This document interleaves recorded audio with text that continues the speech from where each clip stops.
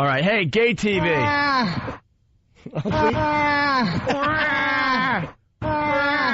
That's Bob Kelly. Moaning in pain because he broke his knee. No, that's actually when he washed up and somebody carved their initials in him. They dumped water on him. Bob Kelly is the star of Torgasm, by the way, on HBO. He is the star. And I think this coming Sunday is the I Broke My Knee episode. I broke my knee, man. Broke my knee, dude. I watched Torgasm last night. I got a really good laugh out of it when stupid Dane lost the race and Bob had to bring him up and show. It was just a really funny moment between those two. When Bob was like, come on, because Bob's so obnoxious.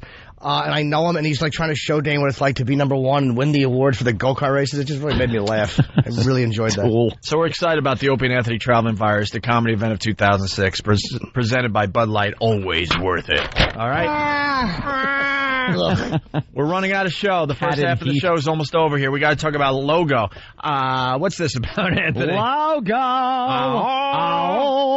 I was flipping through the channels and I noticed the GLAAD Media Awards was on. You ever see that? It's the gay, lesbian, I don't know what the rest of it is. GLAAD. What is it? Gay and Lesbian Anti-Defamation League. Oh, is it? Anti-defamation. What's the other? Gay and lesbian. No, gay and lesbian. What is the other A from? Because it's GLAAD. American. I could be anti-defamation. I could be completely wrong. Wait, gay, lesbian. Gay, lesbian. Gay, lesbian. Anti-defamation. No. Just put it to gay, lesbian. Duh. You know? Gay and lesbian. AIDS are Alliance Against Defamation. What? Alliance Against Defamation. So it's really GLAAD.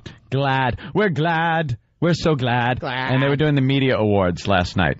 So I stopped there and could not change the channel. It's actually a great channel. It was. Dude, did you see that show? Don't like that. It's not a cigar. I got to tell you, I was just fixated with it. It was a whole thing of, empowerment and gay pride and everything, and that's fine and dandy. I really have no problem with that. They brought up a bunch of gay people presenting to straight people who have, during the course of their career, kind of shown gay people as equals, which is great. They brought Charlize Theron onto the stage. And you couldn't have seen a more bored crowd of men. Really? Oh, that was the fun of watching this whole thing. It was an audience full of the best dressed, best hair guys all sitting there. Some of them holding each other's hands.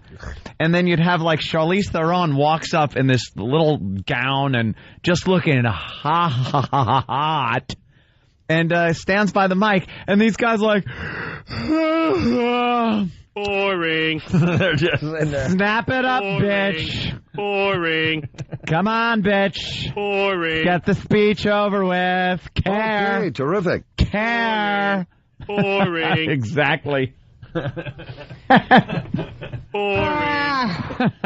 Boring. And one of the straight guys in the audience. You will keep your hands off of my mule. Yeah, he was just a seat warmer. That's who they should have sent out to do comedy. It should have been Bob Kelly in a pair of assless chaps with an open leather vest. If it was assless chaps, he'd be invisible. That's right, stupid. We're calling you an ass. A total ass. So I was watching that, and wow, there are some very, very gay people getting up, accepting awards and everything. And it's been, I guess, all gay weekend with gay pride. We had the gay pride parade here in New York City. The award kind of looks like a Black Power thing because it's like a nice award with a fist on it. I was saying empowering themselves. Way, you don't have to tie up your hands holding it when you carry it out. Of course you don't. Hey, how do I get this thing out of here? Oh, I see. God. That'll work. So I noticed during the commercials on Logo, this was on Logo, which is on Cablevision, I know Cablevision carries it. I don't know if Time Warner does. But they carry logo. It's the gay channel. It's the gay channel. Oh, my God. Yes, Homer. It's an entire channel of nothing. No, nothing but gay programming. Don't worry. It's okay. Homer. P.S. I am gay. 3 simple words. I am gay. I wish I knew how to quit you. Yeah, really good shows, man. So I was seeing some of the advertisements, the promos for new programming, and then there's a whole movie thing that they do. Quintessentially Queer, it's called, and I guess queer has become like, I wish we could say it, but the N-word in the gay community, where it's okay for gay people to use the word queer when describing themselves or programming or something like that, but straight people can't use it because it's very derogatory. That is the stupidest thing I don't like that rule. I don't like that rule. That rule stinks with the black word. It stinks with the gay word. I'm like, okay, from this day forward, it is never called the N-word. It's the black word. You just coined a perfect example because it seems more offensive as the black word. It's the black word. Jesus Christ. But that argument is so stupid. We're allowed to say it, but you're not. Yeah. No, it's the other way.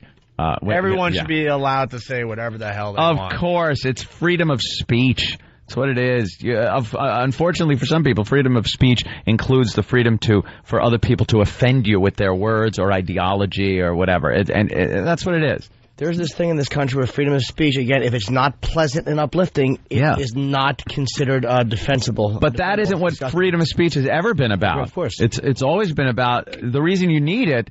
If everything was pleasant and everyone agreed with it, you wouldn't need to write it down and say, hey, people have the freedom to speak. Because everyone would go, I don't mind what he's saying. It's lovely. It's the freedom to say things that people don't want to hear. It's to protect unpopular speech. Right. And again, we all know TPM, time, place, and manner. You can't yell fire in a movie theater. We're not talking about that. We know it. Can you yell the black word in a casino that's being shot up, though? I couldn't believe that that happened. The Golden Nugget, which is just a fantastic casino. Wonderful. $200 saved for the year. Almighty, you should be shot just for staying there. Yeah, great. Well, anyway, so I'm watching the gay channel. By the way, the black word, you mean lazy? No, I don't. No, Mr. Torrance. That's very funny. Mr. Torrance. Mr. Torrance. Of course. All right, let's go. Yeah, the gay channel. So I was watching some of the promos. I said promos for shows that are on. One is Noah's Ark. All right, what's wrong with Noah's Ark? Yeah, Noah's Ark. Okay. Yeah, spelled A-R-C. Logo explores the daily lives of Noah, Alex, Ricky, and Chance. Ugh. 4 African-American gay men in Los Angeles through their relationships with their friends and lovers. Noah believes he's finally found a love in his new boyfriend, Wade. Wade? It's my deal, Wade. Oh, these are fantastic numbers there, Chance. But soon realizes that he, along with his best friends, must still endure the everyday drama that comes with living in L.A. From new boyfriends to strained friendships to career changes, these men persevere and live their lives with grace and wit. Did you see the big episode where Wade thought that Noah was cheating? And the big line was, I'm not cheating. That's tapioca on my face.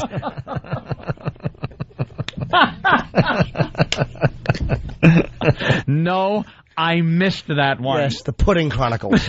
Someone's got to get audio of these TV shows, please. Oh, yeah, absolutely. Then there's one of my favorites here. It's called The Complete Tale of the City. And here's a little synopsis of an episode. Tensions arise. I guess it's this multi-cast, like an ensemble cast, kind of soap opera-y. I guess you could compare it to a Dallas or a Falcons Crest kind of a show. Who knows? There's a Tom Selleck-looking guy. Yeah, Tom Selleck guy with his 70s porno mustache. But tensions rise at 28 Barbary Lane as Norman investigates Mrs. Madrigal's past. Edgar is blackmailed by an anonymous man and learns of Mrs. Madrigal's secret. Michael unexpectedly finds a friend is a straight womanizer, Brian, as they go out together searching for a good time. And then, of course, John spends time in a bathhouse and encounters a familiar face. Like, the whole thing was okay. Like, you could kind of get... Like, it's almost like what the hell is that stupid show with the old broad solving crimes? The Murder, She Wrote. Yeah, it was almost like a Murder, She Wrote episode until the bathhouse at the end. Wait, I want to know what the familiar face in the bathhouse he saw. It was the Grim Reaper? His physician. Oh, Jesus. But every episode has to have some type of this real hardcore gay thing. Like, and that's all the shows. It's not just about, like, guys, because I know gay guys and gay people in general want acceptance in society as just let us be us. But the shows aren't just like gay guys. It's got to be some over-the-top thing. Like, well, why does it have to be in a bathhouse? That is such a stereotypical place for gay people to be. The bathhouse. Meet Dirk. He's a decorator of glory holes by day. Is he? Of course he is. Of course I want him teaching my children. Of course I do. And then they had, this one isn't what I thought from the title. The title's called Wisecrack. Must be about a smart girl. It's a stand-up comedy series. Oh. I get it. Featuring the best of comics, Judy Gold, Alec Mappa, Mappa Hawaii on his back. No? Well, yeah, and a bunch of, I guess, gay comics. Open Bar. New series follows one man's personal decision to come out as gay to his family and friends, told against the backdrop of his work to open a new gay bar in West Hollywood. Good luck. Jesus. From the groundbreaking to the grand opening to the opening of the bar. See? Grand opening. Anyway, Open Bar tracks the entrepreneurial owner as he balances his new profession, personal and professional endeavors. It's like Cheers for gay people. Right. Of course. I think we're going to have to continue.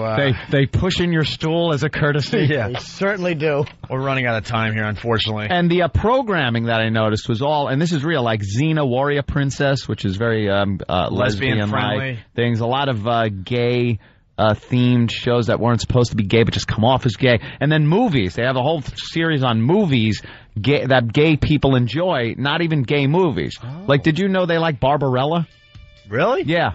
They like anything with Streisand in it and things like that, but not necessarily gay movies. Learned a lot about the gays through Logo over the weekend. We'll have more on the fine new gay and lesbian TV network Logo. Certainly in the coming weeks. We got to get some audio of. In the what weeks? What? In the coming weeks. Gotcha.